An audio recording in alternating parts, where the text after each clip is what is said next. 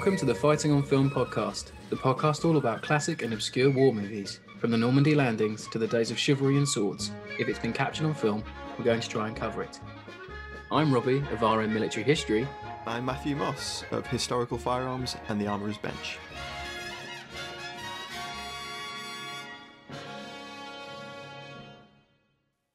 Welcome back everyone to Fighting on Film. We have another guest for you this week. We have for you today Historical Advisor Extraordinaire Taff Gillingham, and he's going to be joining us as we talk about 2017's Journey's End. Welcome, Taff. Absolute treat to have you with us. I'm delighted to be asked. Thank you very much indeed. It's our pleasure. So Matt, do you want to start by giving us a little rundown of the plot of Journey's End? Yeah, okay. So it's a rather well-known play written in 1928, I believe, by R.C. Sherriff.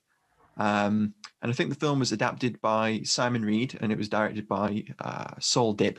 Mm-hmm. And it's the week before the big 1918 German Spring Offensive, and we follow the officers of a line company in the front line, preparing a trench, knowing that an attack is imminent. Yep. And it's a company that's been through the whole war, and its officers are feeling the strain, and the tensions ramp throughout the week.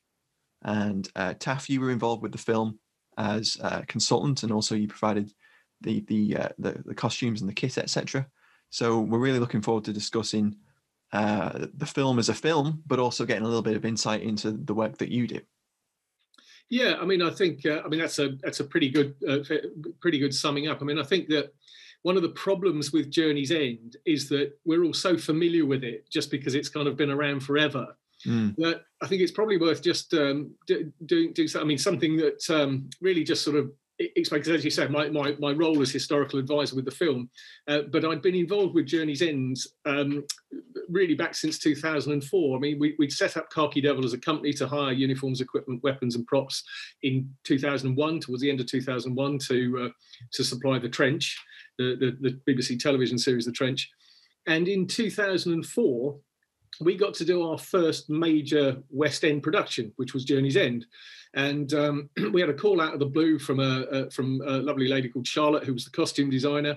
And she was working with Jonathan Fensom, who was the production designer. And they met us in a pub in London, obviously in the West End. And we sat there and we went through the whole thing, what we could do for them, how we could sort of help bring it to life. And even though years ago I'd seen Journey's End as a play, I'd read the book years and years before as well, but I went back and revisited it, and so we were able to. And I'm telling you all this because it does have a direct sort of knock on to what happens with the film. So I sort of worked the way through, and I said that it's not specific who the unit are at any point in the book. Yeah. So we have to make them somebody. So I suggest that we make them the 9th Battalion, the East Surreys, because Sherriff himself had served as an officer in the 9th East Surreys during the war. He'd actually been wounded during the Third Battle of Ypres and didn't return to France after that. And in fact, there's a cracking photograph which was taken earlier in 1917, pretty certain it was April 1917, of him and the other officers of his company. All gathered together. There's a version of it with the helmets on and one with the caps on. Right. And it's a fascinating picture because when you look at the photograph, you can see certainly some of the inspiration for the characters. There's a large jovial chap who looks like he's probably Trotter, but he's old enough to be uncle, and he was probably a bit of both. The company commander, who almost certainly was the model for Stano. But I mean, once upon a time I could have told you all of their names. But the point is that Journey's End was pretty much drawn from life. It was drawn from his experience. So it made sense to make it the East Surreys. And he also made the point it wasn't an anti-war film or anti-war play in its original form. It was just literally a snapshot in time. And so we decided that we would make them the 9th East Surreys, which is why they got all of the 24th Division 73 Brigade patches, which we put on the sleeves originally for the play, which again did get used in the film, but because there was a need for the magic of film in the morning, right, the 150 blokes are all going to be 9th East Surreys, and in the afternoon they're going to be the lot that they're relieving. So we couldn't put them on the sleeves of all of the fellas but the officers, the officer characters had them all. And of course, one of the most often asked questions, what's the little ribbon at the back of the collars? Yeah. Red, white, and black ribbon. When the 9th East Surreys first went to France, all of the officers of the battalion had these little V-shaped ribbons at the back of the collars, but only those who'd landed in France originally. So all the ones that came later didn't get to wear them. It was a distinction for the old timers. So wow. The decision was that we would make Stanhope and Osborne as the two senior, longest serving chaps. We would give them the ribbons and the others wouldn't have them. That decision that they were going to be 9th East Surreys, that dated right back to me suggesting it for the West End production in 2004. And that production in its own right was quite significant because David Grinley, the director, he said to me right from the start, the crucial thing is that we are going to open on the same night at 75 years to the day later in the same theatre. It was originally the Savoy Theatre. By 2004, it was called the Comedy Theatre in the West End. But we are going to open exactly 75 years to the day with the sort of revival. It was a huge success. One of the lovely touches at the end, the screen comes down and it's all of the names. It was a shot from the Menin Gate. And I suggested to Jonathan Fenton they should sort of dot on the East Surrey's panel, sort of add Stanhope and all the others in there. And huge success. It then went on, it toured the UK. There was a Broadway production. So, darlings, we can say that we've worked on Broadway, although we didn't get to go. I think it then did another tour a few years later. So we'd been very close to Journey's End. And then the next sort of link in the chain, the next link that got us to the film was the film of Private Peaceful, Michael Morpurgo's book Private Peaceful, which obviously was screened in 2012, but I think we were probably making it in 2013. And that came about simply because we had a call out of the blue from Guy de Beaujeu, who was the producer, who was looking for uniforms. And we said to him, okay, what do you want all these uniforms for? He said, oh, well, we're making Private Peaceful. And we said, so where are you going to make it? Oh, well, we're going to make it in Devon because that's where it's set. And he said, well, we've got some trenches. You should come and have a look at our trenches. And we managed to persuade them to come and have a look.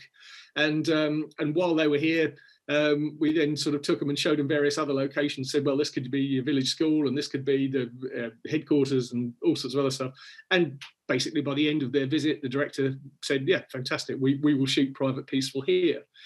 And during that shoot, Guy and Simon Reed, who wrote Private Peaceful, the screenplay for Private Peaceful and also Journey's End, they said to us, we're going to make Journey's End. We're desperate to make Journey's End. But there were all sorts of problems. The biggest one, which seemed at the time to be almost insurmountable, was the fact that Warner Brothers had owned the rights to the film for years and years and years. And so not unreasonably, we said, well, why don't you just ask them if you can buy them? They said, well, their company policy at Warner Brothers is that they will buy the rights to films and sit on them so nobody else can make them. Yeah. Even if they've got no intention of doing it themselves. Mm-hmm. So in the end, they got assistance from Prince Andrew, who wrote to Warner Brothers and with his royal hat on and said, actually, is there any chance that this is very, very important film at the time of the centenary of the First World War? It's a very important British story. It's one of the few stories of 1918, as a piece of drama that's ready to go. And they were persuaded to part with it.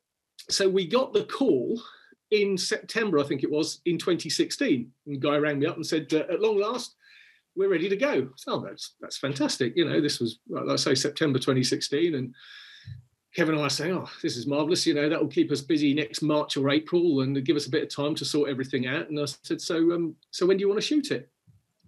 November. So what, next November? No. In about a month and a half's time, we want to start shooting it. There was then a frantic heap of activity because the trench system was looking a bit long in the tooth, because, it's one of those things, however it's been at the end of a film shoot, that's how we'll leave it. Yeah. Until the next production comes along, because there's no guarantee that the next people won't want it how it has been. But no, we want it to be pretty much revamped, but obviously with the damaged bit which was the bit they take over, which is how the French had it, and it's all run down and dilapidated. So in the space of a month, literally, the whole thing gets retimbered. There's something like 6,000 or 7,000 sandbags have to be filled and laid, and they have to be filled full of earth. You can have them delivered full of sand, but then when the sandbags rot, you end up with a beach instead of a trench. So that was all done. It was all revamped. In the meantime, obviously, we're sorting out uniforms, we're sorting out equipment, we're sorting out weapons, we're recruiting 170 odd specialist extras, most of whom know what they're doing, and of course, going through the script, because to me, the crucial thing with the historical advisor role is that the earlier you can see the script and be involved with the process throughout, which I think is a crucial thing, which a lot of films don't do. Yeah, that was something I was going to ask. Yeah, when you get involved with the script. To me, that's absolutely key, because you can cut off 99% of the errors that a film will end up with if you're in fairly early on, if you're in from the start. That makes sense, yeah. Yeah, so the art department aren't making the wrong signs, so the costume department aren't choosing the wrong gear. All of those things can be dealt with quite early on. I mean, going all those years back to All the King's Men back in 1999, when we went and filmed the story of the 5th Norfolks at Gallipoli.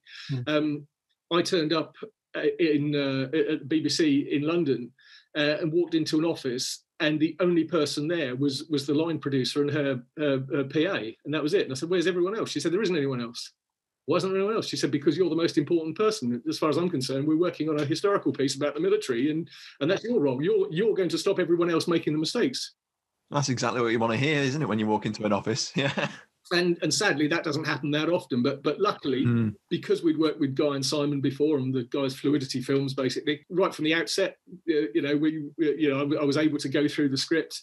And generally speaking, with the script, I mean, you're talking about sort of errors in detail. It's errors in terminology. It's errors in drill. It's saluting with no hats. It's saluting holding rifles. All the things which you can just say, no, don't do that. They would never do that. As long as you then say, this is what they would do instead, because there's nothing worse for if you're trying to make a film than you have a historical advisor who just tells you why you can't make your film. The deal is always that you're saying, okay, well, this is a real problem. You really shouldn't do that. But how about you shoot it this way around instead? Yeah, it's got to be constructive. Give them the solution, not just the problem, and walk off. Most people we've been lucky enough to work with take on board 90% of what I say. And it's always great. And I say, right, you absolutely can't do this because it's complete and utter nonsense. This you shouldn't really do, but I see why you're doing it. This, okay, it's wrong, but I get them, and I can't think of a better way to make your story work. So actually, you're going to have to stick with that. Most of that will muddle along quite well. And I think, to be honest, Journey's End, I think actually, I think it pretty much hit the mark. Script was, I mean, the only thing that bugged me and still bugs me really is the whole business of having a battalion commander who's clearly in his 60s and is meant to be a sort of a doddery old Melchett type fool. He's good in the role, but it's not ideal casting. Oh, yeah. And Simon's argument was, well, that's the drama. I said, but that's the problem. It isn't really drama. It's just tired old cliche. The drama would be to do what actually happened in 1918. And I mean, just to get a clue of that, if you look at the Commonwealth War Graves Commission, if you search for lieutenant colonels, battalion commanders, between the 20th of March and the 27th of March, that week, there are 41 of them who get themselves killed, and they range between 25 years old and 48, but the majority are sort of 40, 35, 40. What they aren't old duffers. There's a couple of scenes with him where he's reluctant to be in the trench, and he's visibly uncomfortable walking through his men. When Stanhope suggests, he have a little chat with the chaps that are going on the raid, he's kind of reluctant. He's like, oh no, they don't want to hear from me, which is pretty much not what you would expect at that point in the war from a battalion commander. No. They're much more hands-on. They've probably been in the battalion for quite a while and gone from company level upwards with the attritional level. So that's the only thing I thought was a little bit off. Yeah, and having a comfy battalion headquarters. I mean, his headquarters would have been in the support line, or at least in the reserve line. It certainly wouldn't be any further back than that. People like Elstob of the Manchesters who get themselves killed literally fighting to the very end and wins himself a VC in the process. I mean, that was the stamp of battalion commanders of March 1918, and I think that would have been a better story. I think it would have been a more interesting story. Yeah, it's something people don't realise. Yeah, and I think the other thing, Journey's End, and this is a really crucial thing because I hadn't really thought about it until we made the film. As I say, going back to 2004, we helped to make a really successful West End show. We'd done Broadway, we'd done national tours, we'd done umpteen Amdram productions of hiring out the kit to people, which pays the bills. And it was only when I sat down again and reread it again, I I really got just how funny it is, because there's a hell of a lot of humour. And of course, well, there's a lot of stuff in there that most people would think of as humour. Actually, it's irony. And it's irony that would have been understood by the audience at the time, which actually most people now wouldn't get because they don't get the history. And that all went back in. And I think the other thing that's important to say is that the film that Simon wrote, the script that he wrote, was based more on the book, because in 1930, Sherriff and Vernon Bartlett collaborated on a book based on the play, which basically sort of padded it out, gave more story, which is where you get Raleigh arriving in France and all that, and a lot more action outside the trench. But the crucial thing, which I hadn't sussed at all until this happened, I've never heard anybody else say it either, the thing that drives the drama, or drove the drama in 1928-29, 1930, was the fact that every single person who went to see it at the cinema, who went to see it in the theatre, who read the book, knew what had happened on the 21st of March 1918, bar none. In its day, the German March offensive was as big a deal as the Battle of Britain a generation later, or the invasion of Normandy, or any of that stuff. It was huge. Yeah. And to give it a modern analogy, it would be the equivalent of writing a screenplay now and setting your action in an office block in New York on the 10th of September 2001. You don't need to say what's coming, because everybody in the audience knows that that's there. And that is what builds the tension, that crushing pressure. And that is what was in Journey's End in 1928. These blokes in the dugout know that this massive, massive weight, this huge, crushing German army are about to smash over the top of them. And they know, absolutely know, there's nothing they can do to stop it. That's what drove the drama in the 20s and 30s. But now, most people that go to see it don't get that. And so I was sort of trying to persuade, is there any way that we could sort of show the Germans building up, loading ammunition, loading shell cases into limbers, anything just to give a sense of that. But they couldn't really see how it worked. But the problem with that, the problem with not having that is, to a lot of people, otherwise what you end up with is a fairly slow-moving film with a handful of people stuck in a dugout. And there's the typical drunken officer who's losing it. You've got the old bloke, you've got the fat bloke, you've got the coward. Oh, and here's the young bloke who is clearly going to get killed the minute he walks in the door.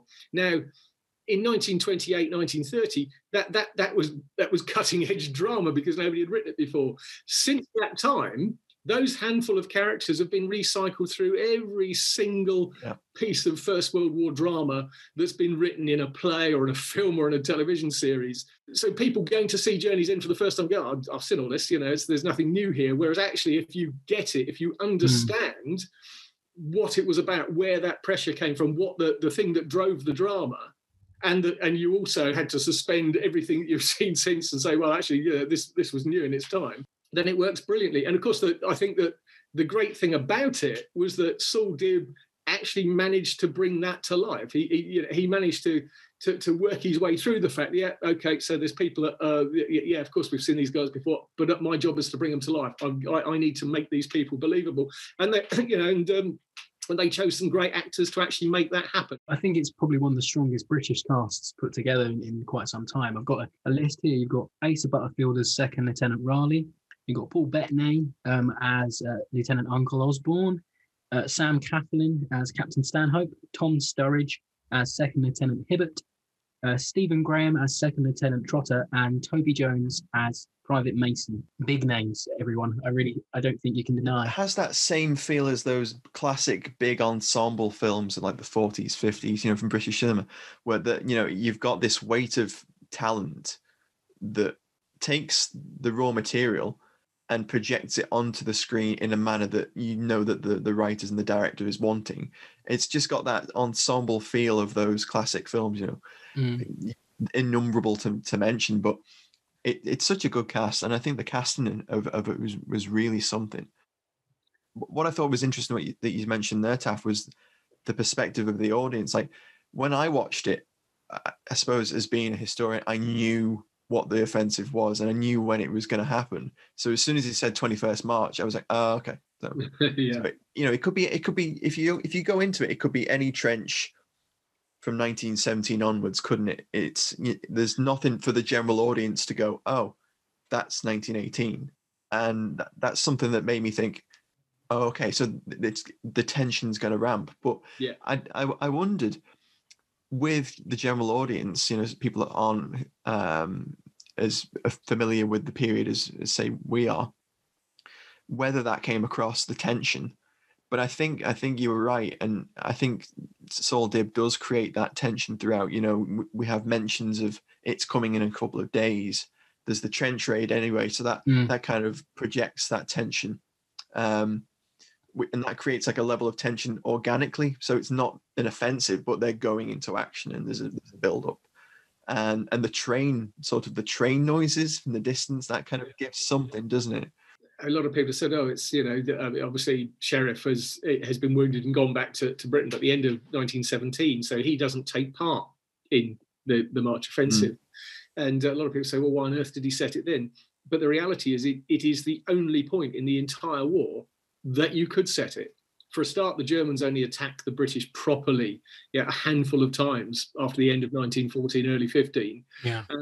And it's the only point where you know that there is an absolutely crushing offensive coming, and they know that they can't do anything about it. They've taken over a badly prepared area from the French. There is no second line. There is no, there are aspirations for defences behind them, but nothing more. So it is the only point in the entire war that Journey's End could be set. And I think it was great because, 1918, what on earth was happening, in 1918. We know because we're interested, but from the public's point of view, there was 1914, and then there was 1916, then there was some mud in 1917, and then it ended. And I think that one of the great things was that right from the start, we kept saying, you must make sure that you launch it in March 2018. You've got to do that. Oh, no. We're just going to, we can't afford to do that. The minute it's done, we need to screen it. But simply by luck and by delays and all sorts of stuff, it ends up that's exactly what happens. And we were lucky enough, we managed to persuade them to let us have a copy of it to screen at Great War Huts actually on that Thursday night, on the sort of the 20th 21st of March evening. So it was as close as you could possibly get to the time when it was set, which was brilliant. It was quite an evening. But I think that I think for all of that, I think that it really did work. A lot of people say to me, "Oh, it's a very slow-moving thing. You got to see the play, and you almost fall asleep with it." But there was a danger that could have happened. But the characters just keep that going. There's just enough humour. There's just enough piss take. There's just enough jeopardy in it. There's just enough danger. All of those things keep happening. And they managed to keep the ball in the air all the way through, and I think that we've seen some pretty dreadful amateur productions of Journey's End, which I think probably colours a lot of people's judgment towards it. But I think that I think if Sherriff had still been around, I think he would have been pleased to see what the. I think so. Yeah, we mentioned it earlier, but that cast is brilliant. Paul Bettany as Uncle is, I think, perfect casting. Yeah. Yes. Butterfield at that point, relatively unknown, but quite well known now.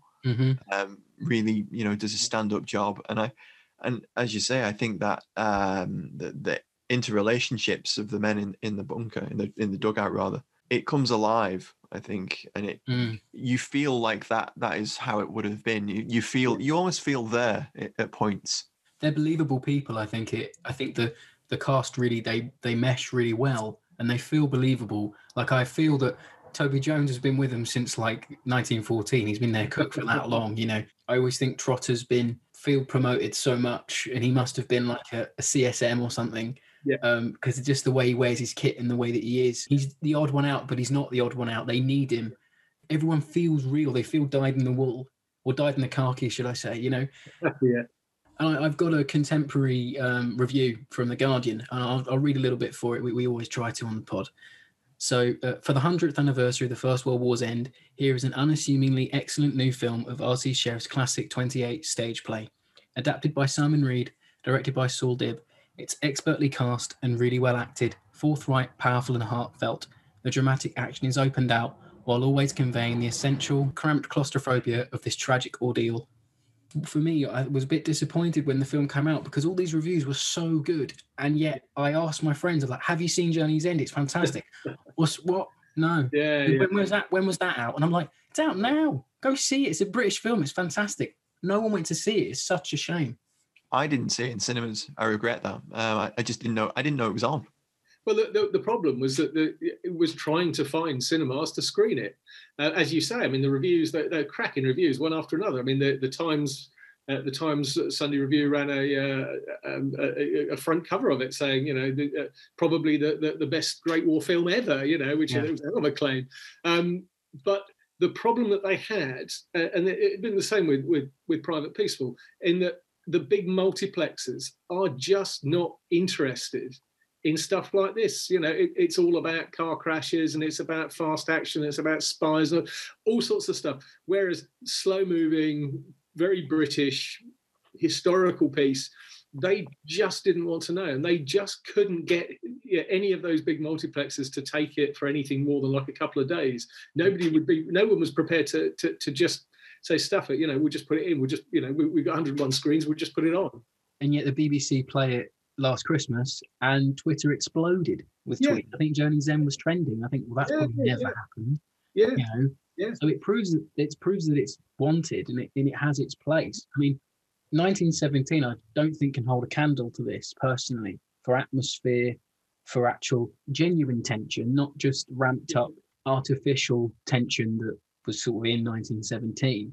I think Journey's End, just because it's written of its time by someone who was there, it has more weight and punch. We were very lucky that we'd worked with them before, so they were prepared to take my word for it. If I said, actually, they wouldn't do that, their trench wouldn't look like that. 1917 is a piece of cinema. And what I mean by that is, I mean, it's, I see people on Twitter saying, oh, the best thing about 1917 is I now know what my granddad's trench would have looked like when he was in the trench in 1917. Well, no, you don't, because right from the start, they're walking through a trench and there's all these blokes dozing against the backside of the trench. You'd never do that because, the bullets and shells, they reach the end of the arc and they kill you if you're against the back. So they're always pressed against the front. And the reason that they're all squeezed against the back in 1917 is because probably the second AD is looking on the monitor over the director's shoulder going, oh, there's a gap there, right, get some blokes, fill that gap. And that's how you make a film. But we were lucky because with Journey's End, it was right. How would it be? Well, they wouldn't be stuck against the backside of the trench ever. They would always be pressed tight against the front, especially if there's any shelling happening. And they know that. They would automatically do that. In the morning, you would sit with your back against because nobody wants to be on the receiving end of just a random odd stray piece of bullet or shell fragment. So all of that stuff, whenever we do this stuff, we put all that stuff in. We just put the accuracy in as a matter of course. If the drama needs something to be inaccurate because the drama won't work otherwise, well, that's fine. Well, we'll find it. We'll make it the most believable way we can. But every aspect of it, we want people to be holding the rifles properly. Again, all the way through 1917, the whole lot of them, they're doing that sort of, Belfast 1972. Oh, yeah. Just, Robbie was going to ask you about that later on. He was. It's a real contentious subject with me, and I hate it, right? And I never knew what it was called until I became friends with Matt. Apparently it's called, is it the low carry, Matt? Already, in its original form, when you come across it towards the end of the Second War, they called it the Stork. So it's basically, in jungle warfare, you find yourself trying to work your way around all the trees, and it's a much easier thing to maneuver around trees and then bring your rifle up. But in an age when every rifle has got a bayonet on it that's 17 inches long at least, then the idea that you'd carry it that way, the minute that you run along with it, you stumble and you'll just pole vault. Yeah. Nobody would ever do that in any army. Every single army, the thing was always held upright. They would load it upright. They would unload it upright. Every single thing about it was done upright. And if the bullet went off, sure, it'll fly over there somewhere instead of going into the ground. But that's how it was. Well, it's one swift movement into the on guard, isn't it? It's just it doesn't make sense you would carry it at the low ready. It's just that struck me as soon as I saw the trailer for 1917. I thought, oh. My gripe with all of this stuff, the people go, oh, it's only a film. I know it's only a film, but we are all paid to do the job, to do it properly. So why don't you just do it properly? And it's only research. 5 minutes on the internet will tell you how things were carried. That's all. But you know, with everything, when it comes to the specialist extras, we will either use guys from living history or reenactment groups who know what they're doing and are the best blokes. So it's not a case that we say, actually, everybody from this group or that group can all come, because, you know, we know that not everybody is cut out for film work. And, you know, including some very good friends of mine, because a lot of them haven't got the patience for film and television work. They just haven't. And there's a lot of people who like to sort of wear every last single piece of kit in their entire collection. Again, okay, look at the photographs, chaps. That isn't what happens. So you're not going to be in this because you will stand out like a sore thumb. We need people to blend in because that's the deal, unless you're playing a specific role.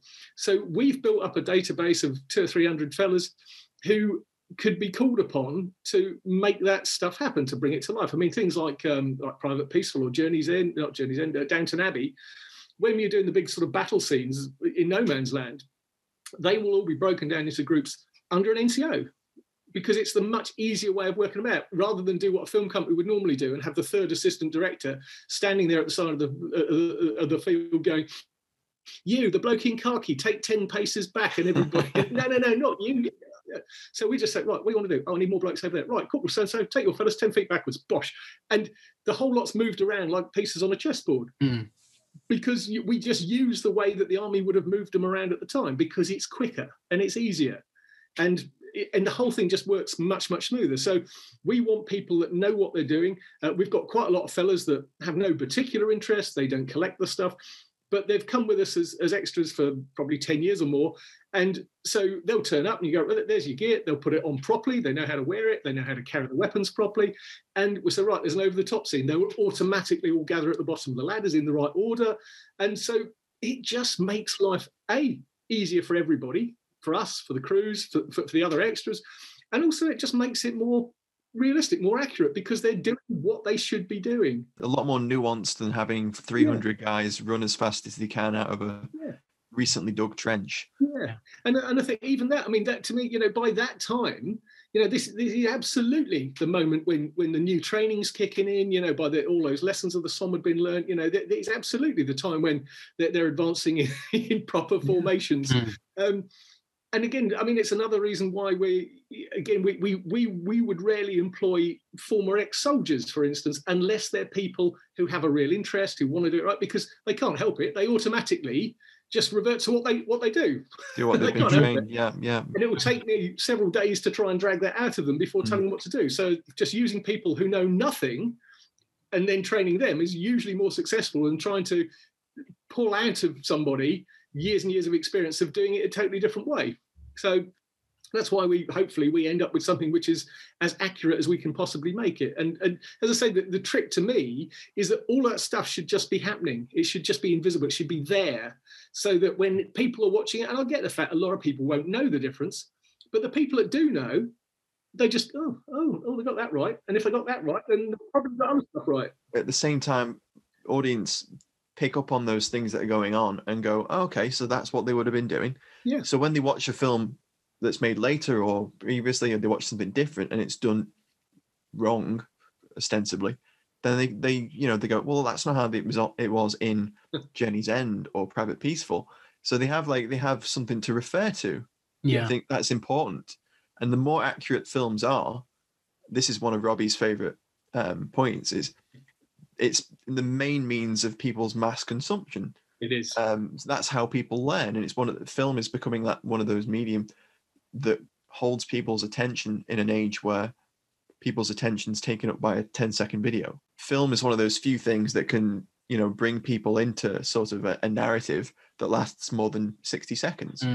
So I think it's important that all media like that is accurate. You know, that's how people are consuming and trying to, you know, gather some knowledge about things. And when it's a historic film, it's all the more important.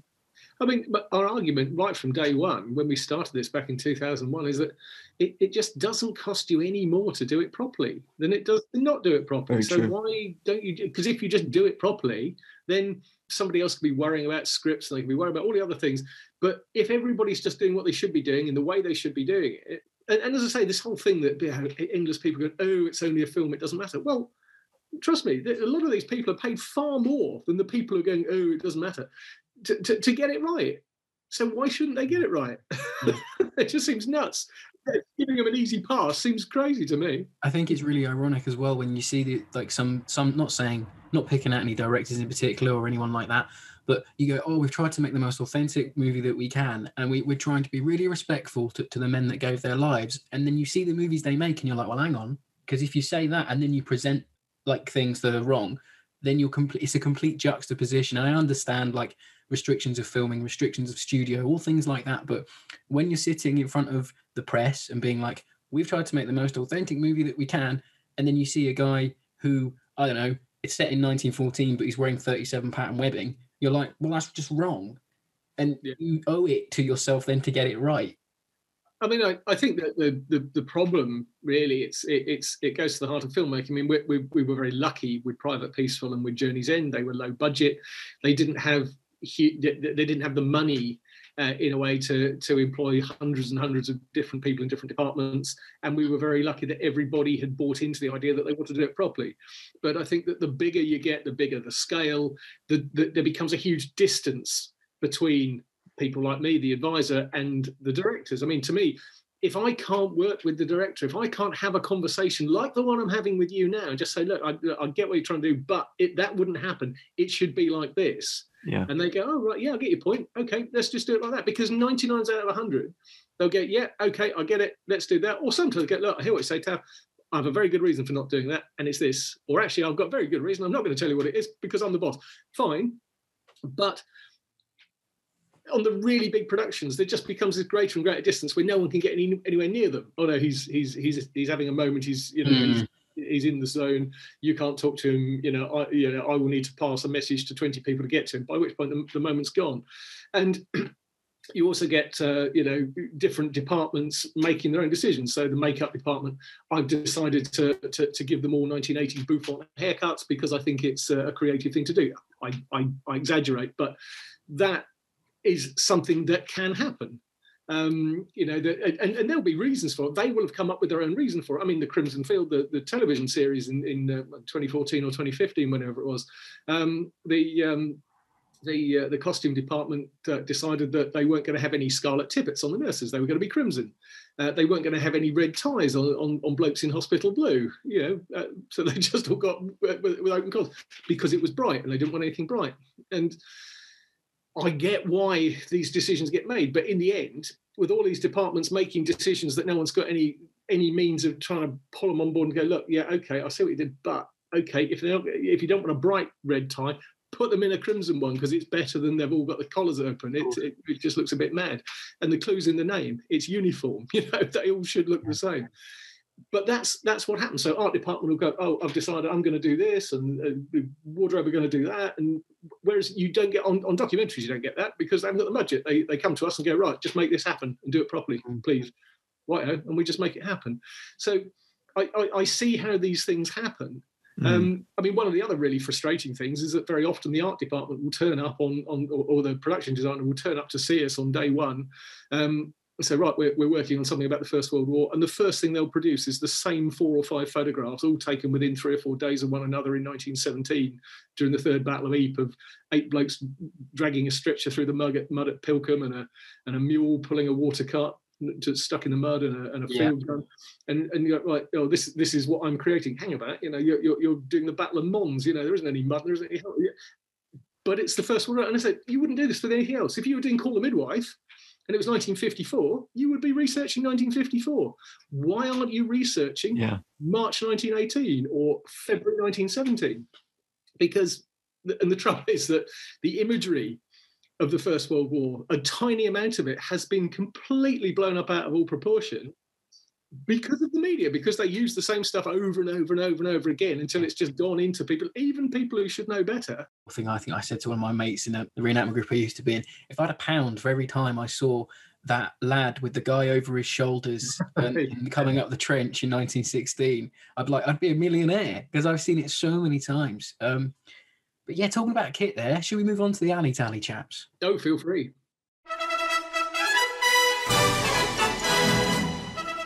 It's time for Alley Tally on Fighting on Film. Taff, so being our guest this week, I was going to ask you a question. Where did Trotter get his M1911? Well, again, the great thing with something like Journey's End is that there's nobody coming up with those character traits. There's nobody with the greatest will in the world. Saul's a brilliant director, but he doesn't know anything about the First World War and about British Army officers at the time, apart from superficial stuff that he might have read. So I'm looking at this stuff thinking, well, actually, what have we got here? Here's Trotter. Trotter's a bit woo, he's a bit wee, he's not like the others. Yeah. Let's give him something a bit different. And I've got an original M1911 Colt that belonged to an officer of the 9th Suffolks. And so I thought, actually, let's... Is it in 4.55 Webley automatic? No, the American Colt. Oh, so it's in 45 ACP. Right. Yeah, exactly that. So I think, actually, that's what he's going to have. So that was the idea. Having got a real one that belonged to a fella who... I just loved it because it suited him so well. Because I was thinking, Graham, if Trotter's been field promoted, like in my head that he has been, then the first pay packet he got as an officer, when he got back behind the lines, had a bit of time off, he went and bought the fanciest pistol he could find, and that was it. And it just suits him so well. And it's such a blink and you'll miss it thing, but he looks perfect for the character. And that's the thing, because obviously once they'd finally cast it, all of the cast came up to the trench. They came and had a day out, obviously all in the civvies.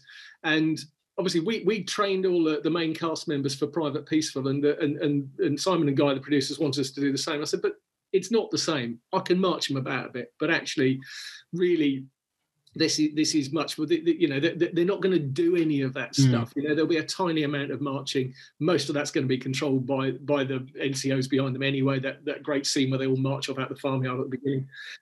Yeah. So what I really want to do, I really want to talk through with them. I want to get them at their head into 1918.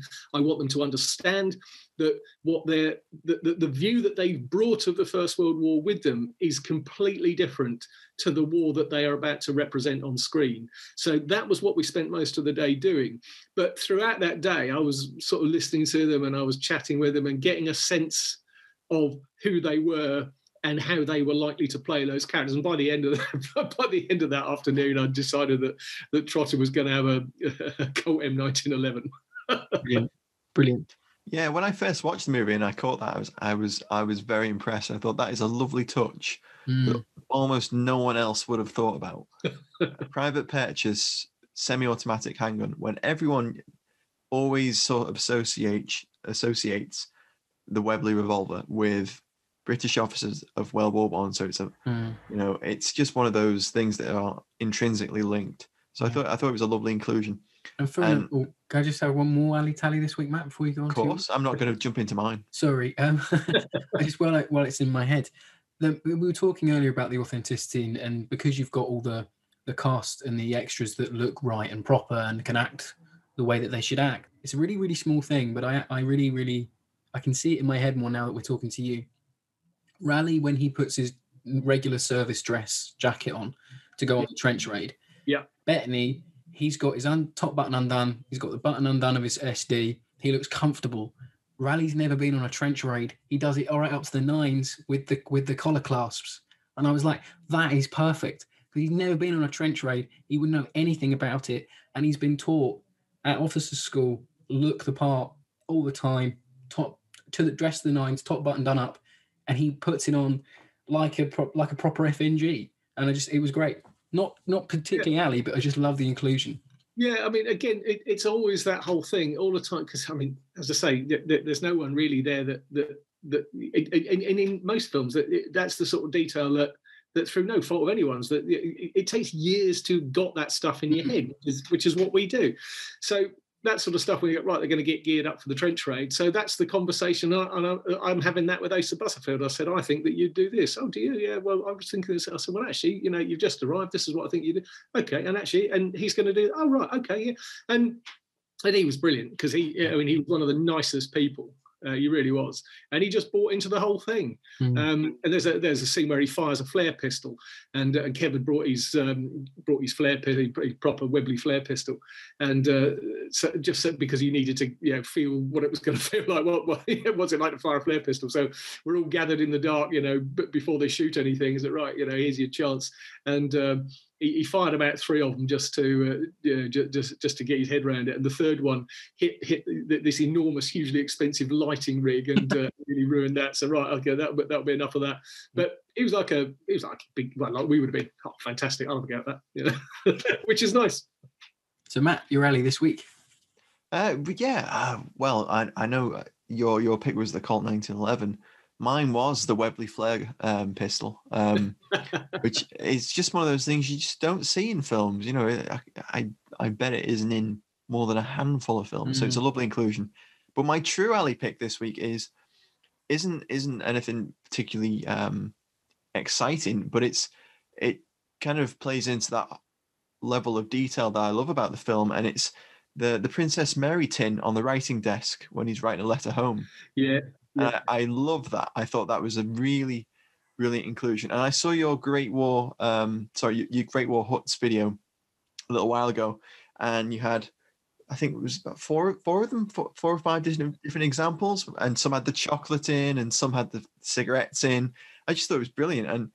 And as soon as I saw that when I was rewatching it the other day, I thought, I bet that's one of the ones that Taff had out for the video. I just thought it was a really nice inclusion.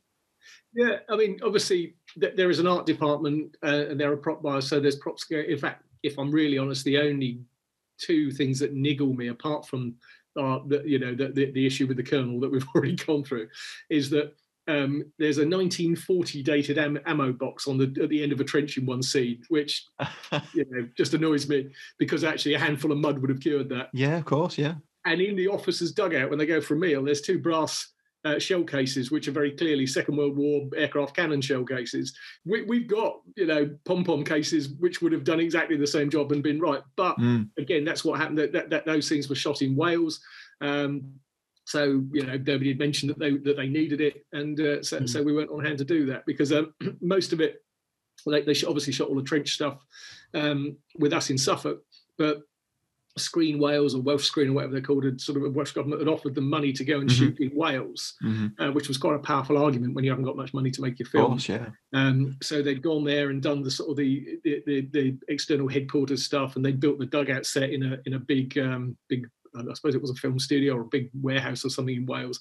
And then actually in the end, the deal fell through anyway, so they would have saved a huge amount of money staying in Suffolk. But that's just those 2 little bits of prop stuff which just kind of niggle.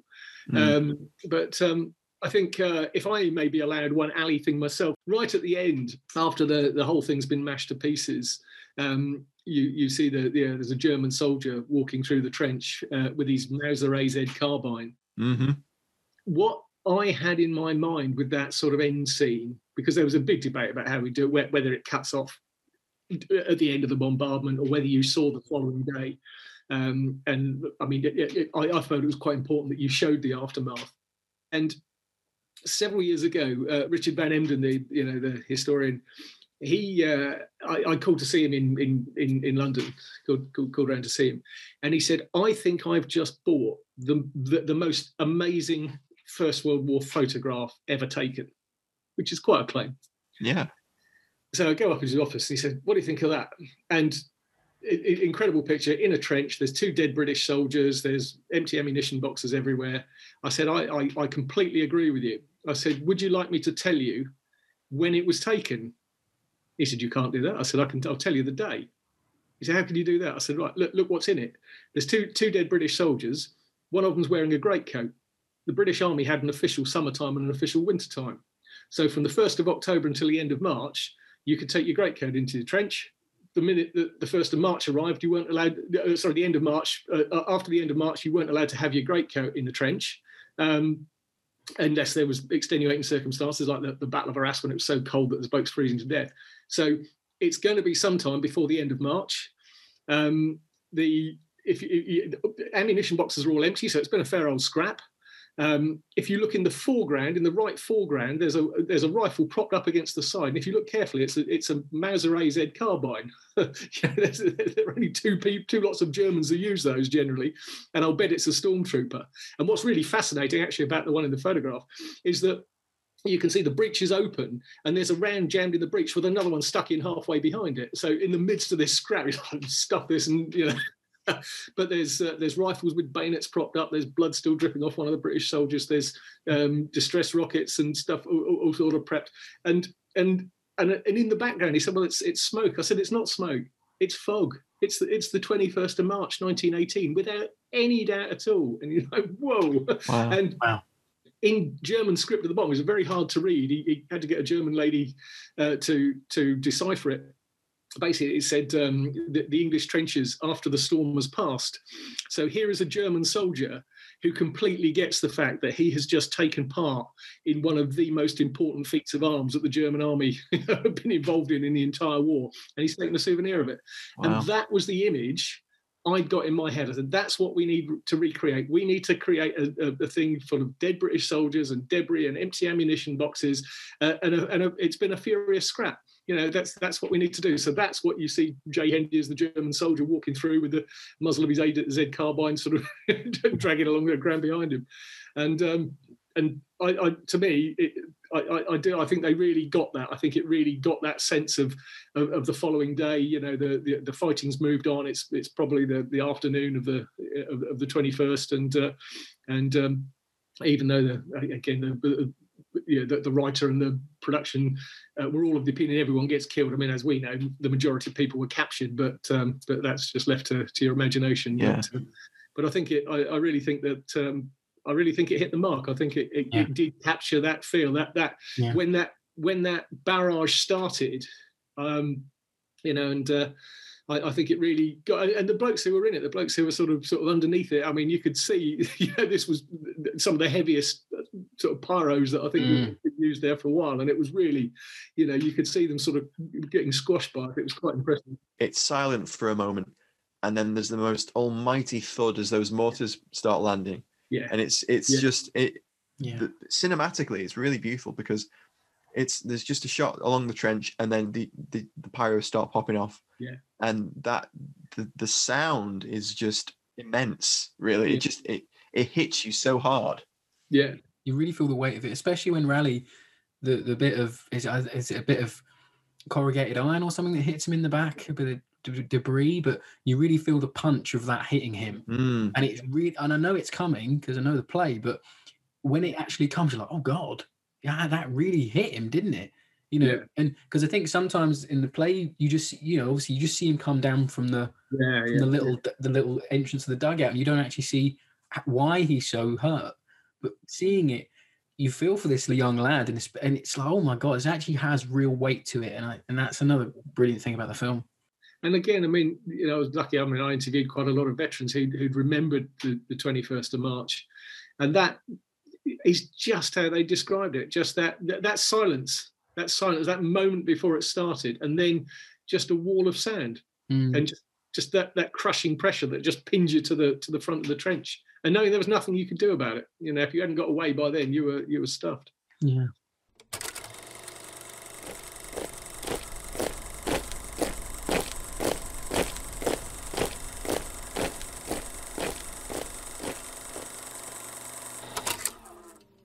Well, I think that might bring us on to our favourite scenes. Taff, as guest, would you like to go first? What's your favourite scene from the film, as a film, or from your own perspective? I mean, I actually think that the trench raid, I mean, obviously in the end, you shoot a lot more than you need, and the whole thing had been set up. There was a proper box barrage around that section of German trench, which in the end added nothing to the final story. But in order to create the moment, the whole thing was done in real time. So they'd all been briefed. They knew what they were doing. They'd got a few actors in amongst them, and quite a lot of my fellas who really knew what they were doing. And obviously Paul Bettany and Asa, and they'd all sort of wriggled their way out into a sap, just in the leather jerkins with the rifles. That sap. Sorry.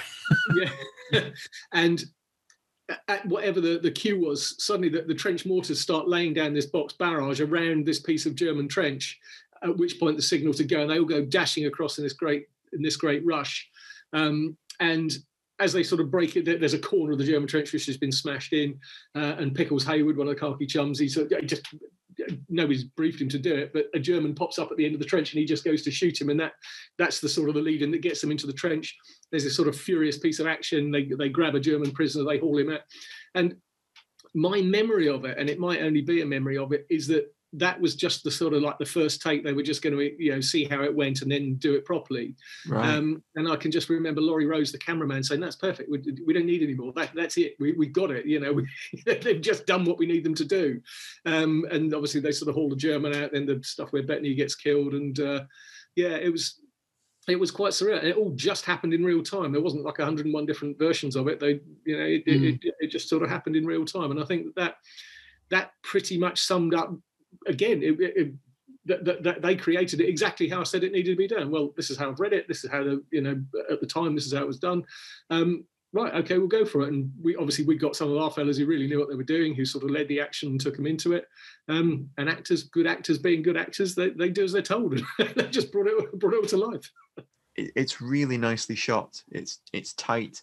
You get that feeling of chaos, and it feels kinetic, and you feel like it's this dash, and they're stumbling, and there's mortars going off, there's smoke coming in.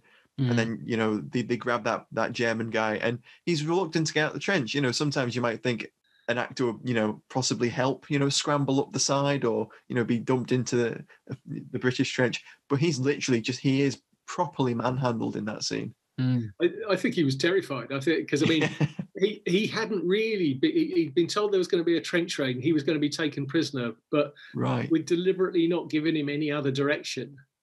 So he got no idea what to do other than just do what he thought he would do in that situation, which was be terrified, because all these blokes with guns have suddenly popped up. They've just killed 3 of your friends around you. And actually none of them knew who was going to be grabbed either, from memory. I think there was like 3 or 4. So it was just, he just got grabbed and actually it was an awkward thing to get, because it's the full depth trench and there was a bit smashed in the side with jagged bits of wood everywhere. And, he was just hauled out and manhandled. That's really nice. And obviously you get to see the difference in the 2 trenches as well, with the way that the Germans built. Obviously you've got both. You've got the usage of both sort of trenches. So it's nice from a point of view of a moviegoer that, so in that tiny little sequence there, that trench did look different. Yeah. So at least going away from it, someone will be like, so trenches were different. So it's another layer on top as well. Yeah, I mean, when we built it, we'd already got the British trenches, which we'd built, 2002, something like that. And in 2005, we made Somme from Defeat to Victory for the BBC, which was their 90th anniversary production for the Somme anniversary. And the decision then was to deliberately make, at different times, both sides used the same materials for the same reason. But we thought if we made the German trench specifically look different, then you go, we're back in the German trench. Now we're in the British trench. So it would give you a clear visual. In the end, they did use the British trench in the end as well. The German trench, they did redress. They put corrugated tin in it. The famous scene where Sam Claflin comes out in the middle of the barrage, sort of looks one way and then slowly looks the other way, and there's all this sort of corruption going on around him. Yeah. That was done in the German trench. Just because that was the dugout that they preferred to use. So we put some corrugated tin in just to give you a sense that it wasn't that German trench anymore. And in fact, actually, they when they did when they did the trench raid, when they grabbed the German, they'd actually filled the dugout entrance in. They'd made a sort of a blank to go over the dugout doorway, and they'd got a block which filled the gap in the fire step, so you wouldn't have known there was a dugout there. So. How much trench do you actually have? What kind of length? Oh, that's a good question. I mean, it covers the whole site covers a few acres. I've never bothered sort of working it out really, but sometimes people come and say, there's not that much of it. But by the time you've filled it full of blokes, 200 men won't fill it. When I think again we did some from Defeat to Victory, the attack across no man's land. The BBC locked the camera off right behind the trenches. There was some shattered tree stumps and all that through the edge of Teartmile Wood. And we had 200 fellas and we moved them sort of 4 times or moved them 3 times. So you ended up with sort of an entire battalion, 800 fellas sort of going up the hillside. And even then they didn't fill the landscape. I mean, it really gives you a sense of just how many men there would have been in these attacks, because you can have the most enormous trench system on the planet, but unless you've got enough people to fill it. But we've got the British trench, there's a section of front line, there's a bit of support line, there's communication trench, there's an assembly trench. Then at the top of the hill, there's German trenching, sort of still in fairly good order. Then a piece that's smashed to pieces, and a short bit leading to some brick rubble. So it's flexible enough to shoot most things that you would need to film trench wise, and it gets used for all sorts. It gets used for First War, Second War, modern sci-fi. Vogue magazine have been and done a shoot there. I mean, you never know who's turning up next. British Bake Off. It's interesting because Robbie and I were talking about World War One movies in general, and we were saying it's rare that you actually see an actual battle depicted. You see the life in the trench, and that's what everyone associates with World War One. There's very few modern attempts to sort of tell the story of how a battle, might have looked. So we don't really see what it would have looked like for these men going across no man's land. Yeah, I mean, generally speaking, the issue is that it's an expensive thing to do. It's a costly exercise. It's hard to choreograph. I mean, the two that spring to mind really are Private Peaceful. The attack scene in Peaceful, I thought was brilliant. In fact, I still think it's one of the best pieces of First War combat. Not least because it's unexpected, because they advance across no man's land without fixed bayonets, and then exactly as per the book, they get a couple hundred yards from the German line, stop, kneel down, fix bayonets, and then charge the last bit with lots of aggression, which is pretty much what the training was in 1915. Right. So, which again caught lots of people out. Why on earth do they do that? Well, because that's what they were trained to do.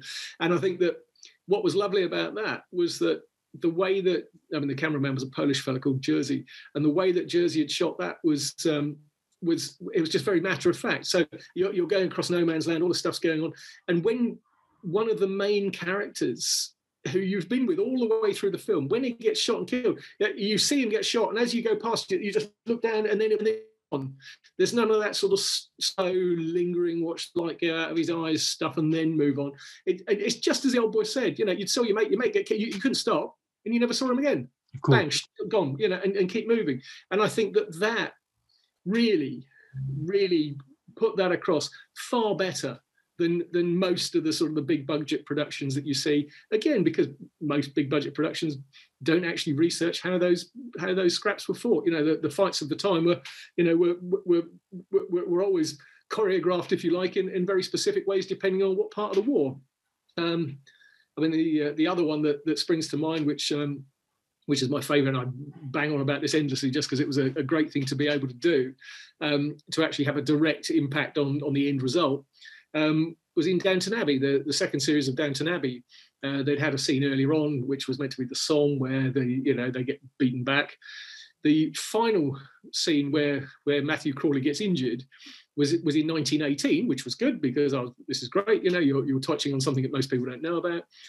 And Julian Fellows had picked some obscure action somewhere, and I said, look, can we just alter that and make it the 8th of August 1918, the Black Day of the German Army, to make the point that, okay, if Crawley's going to get injured, at least make it a day when nobody could argue that it wasn't worthwhile, that this wasn't futile, this was the day where they really achieved something and that his sacrifice was worth it. And they went, yeah, let's do that. Okay, great, okay, that's fine. So we'd spent all morning doing the literally the over-the-top bit, the getting up out of the trench and the first bit of the advance.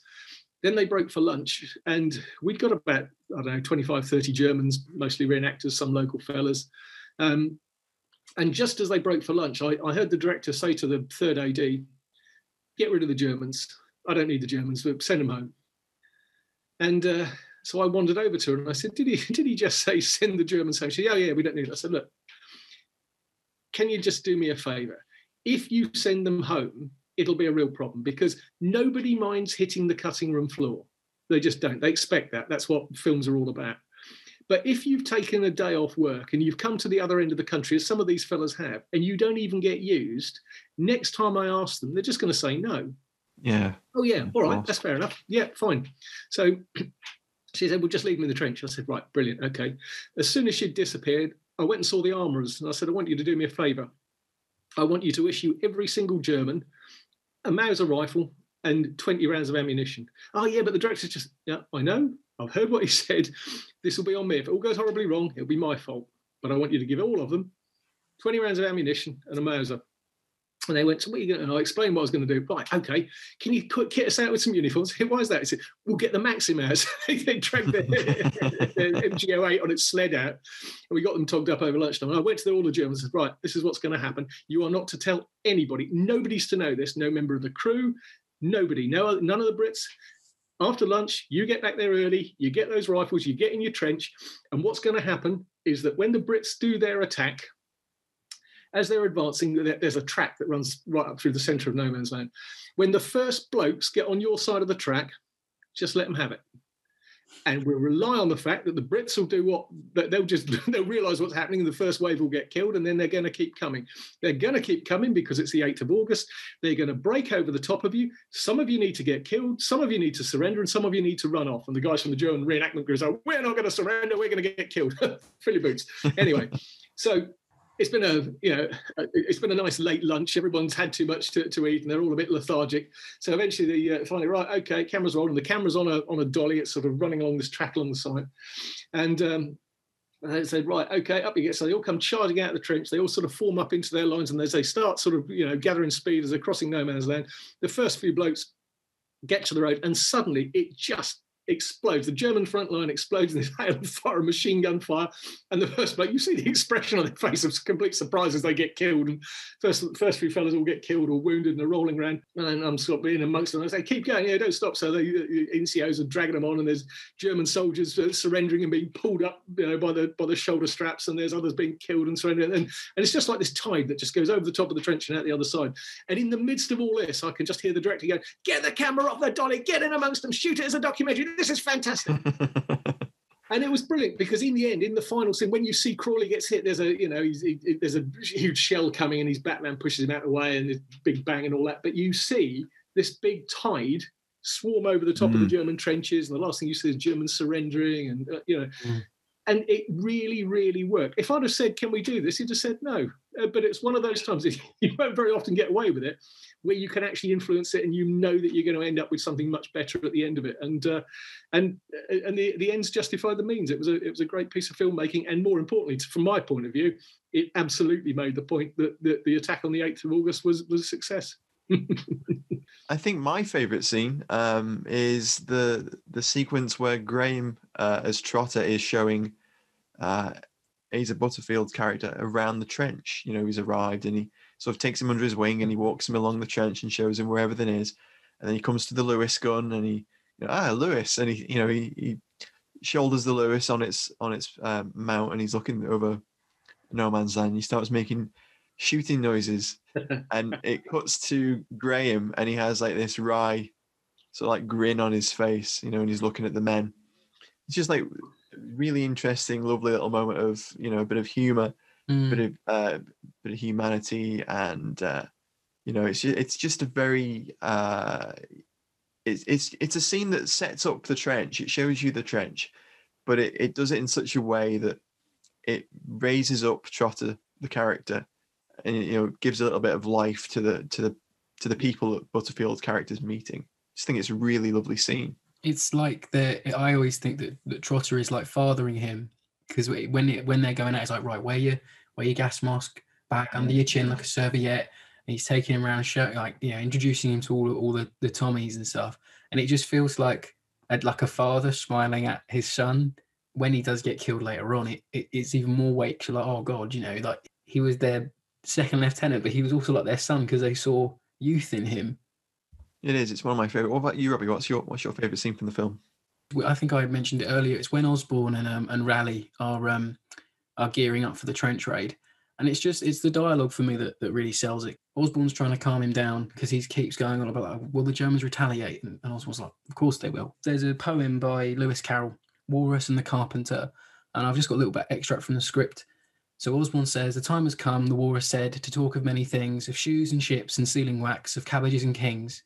Raleigh replies, "And when the sea is boiling hot and the pigs have wings, now we're off, quick, let's talk about pigs, black pigs or white pigs." And then Raleigh goes, "Black pigs in the New Forest." And they start talking about home, and Raleigh sort of going on these big walks, and he invites Osborne, and it's while they're gearing up and Osborne's taking all his things off. And I really like it because, one, I've said before, they're fathering Raleigh, but it just shows how Osborne is he knows exactly what's going to happen, and he knows what can happen, and he just doesn't want to think about it. And he's timing it. So he's like 8 minutes, time for a small pipe. And he does. He has a little bit of his pipe. And he goes, oh, I hate to leave it with a glow on it. And then they have to leave. And I just love it. It's such a lovely little character piece, completely ripped from the stage play. I don't think there's much dialogue changes at all. But I just love that scene. I just think it's so personable. It's a great scene. It really is. And it's one of the scenes that is so human. Bettany he's a phenomenal actor. And I think in that film he's as good as he ever has been on screen. That performance is up there for me with his performance in Master and Commander. Okay, I think it's probably more accessible because it's, you know, the dialogue is a little bit more modern. But I think his acting is just so on point in that scene.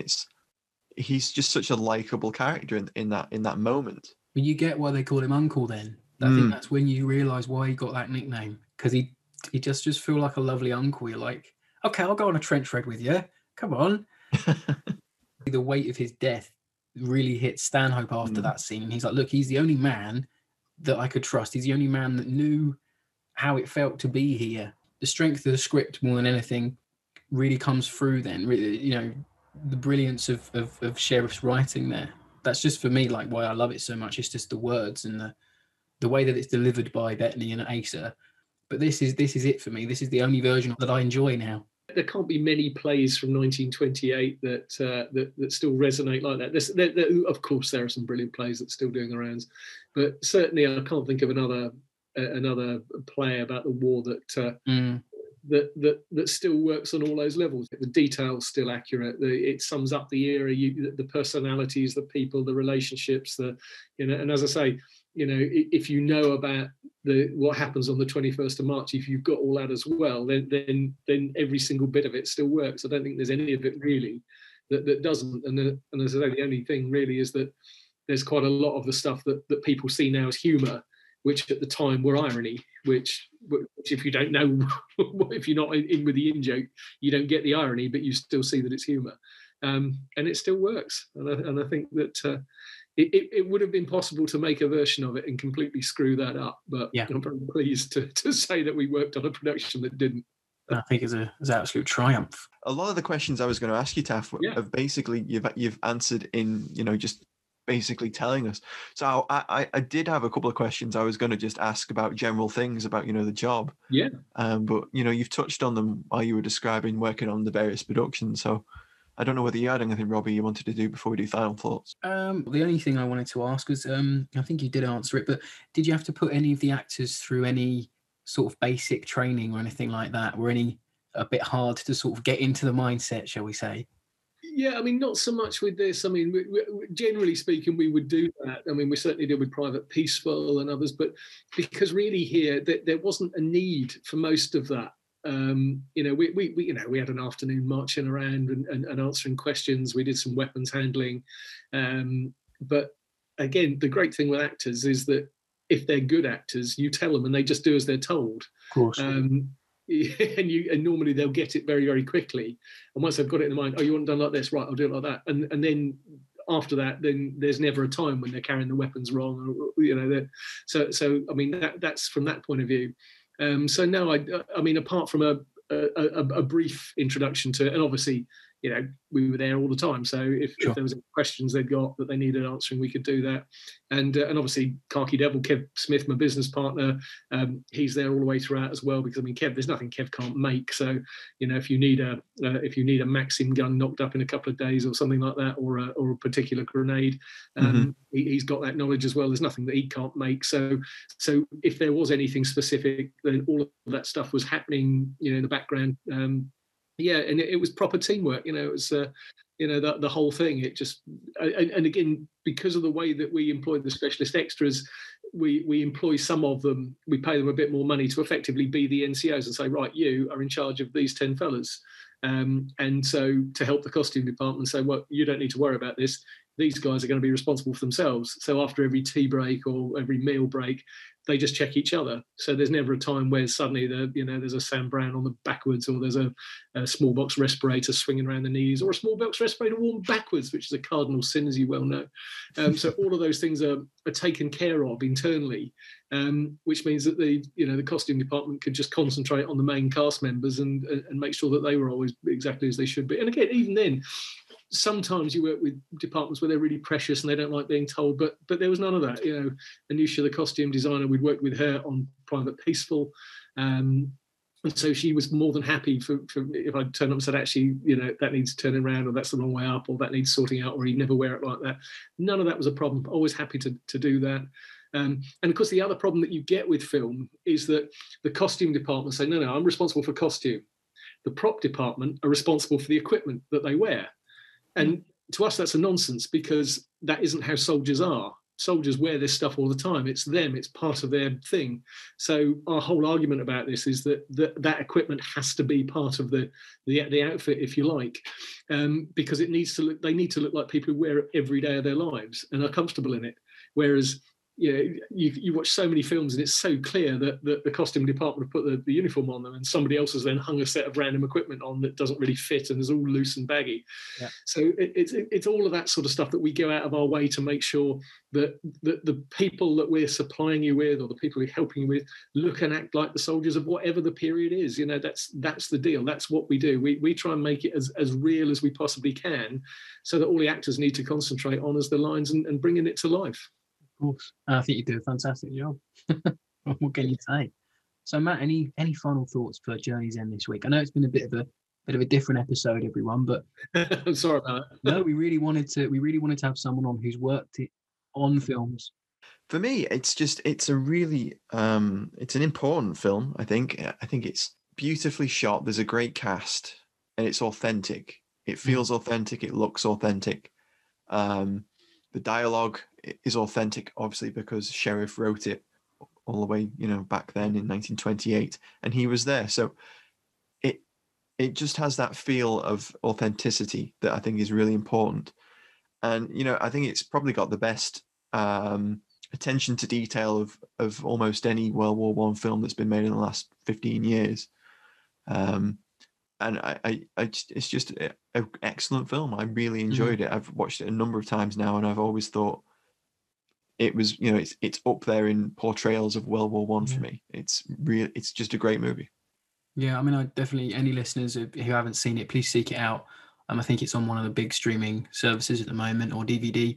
But it's one of those works that I think if you haven't seen it in one, guys, or you haven't seen it on a stage, if you haven't seen it on TV, just seek this one out, because it's a special film. It really is. And I think it's probably up there with some of the best war or films about war ever made, really, I think. I mean, it's interesting because the producers, Guy and Simon, in a way, they kind of never see their films as war films, despite the fact they've made Private Peaceful and Journey's End. Mm-hmm. They in some of the interviews they gave, they were sort of seeing it as a sort of almost as a sort of an analogy of the modern world we live in. They were comparing it to the modern wars in Iraq and Afghanistan. I mean, I don't get that. I don't see that. I don't understand that. I don't. I think that they kind of undersell what they've achieved, which is a superb version of a great war film. And of course the other problem is that both of them are very, very anti-war. They both believe the sort of the old school version of Haig's Butchers and Bunglers and Lions Led by Donkeys and all that, because to be honest, most people who work in the film and television industry do believe that. And it's a shame, because, of course, the absolute irony, the real irony, is that a century ago, they would have been the people in charge. The people that make film and television, the very well-educated, the wealthy, the guys from the sort of upper middle class, upper class backgrounds, would have been those people that they very often now decry. And I always think there's a real irony in that. And it's very, very difficult shaking them from that. Yeah. In fact, I've worked with now end of directors that are absolutely adamant that historians, they only come up with different versions just to sell books. Not actually, in recent times, the information's now available, and it's possible to see that actually you're wrong. And yeah, it's difficult for people to understand that historical discourse flows and moves and changes with interpretation and digging. It's just something difficult for people to grasp because it isn't an everyday sort of thing. But I think that the joy with Journey's End is that you don't need to believe one thing or another. Sherriff he wrote a snapshot in time of a world that he'd been part of, and what they brought to life in 2017 and screened literally 100 years almost to the day since the action happened was that snapshot. They brought that to life in a form that Sherriff would have recognised, and so would everybody else who was there. And I think that's the real achievement of Journey's End. Thanks so much for joining us, Taff. I've been super excited to have you on and talk about the realities of making a war movie. So it's really special to have you join us. So thank you so much. It's been a pleasure. It's been an absolute pleasure. Thank you both very much. No problem. And everyone listening, don't forget to give us a like, a subscription, a written review on whatever you're listening to. We love to read them. Don't forget to follow us on the Twitter @FightingOnFilm. And we'll catch you in the next one. Cheerio.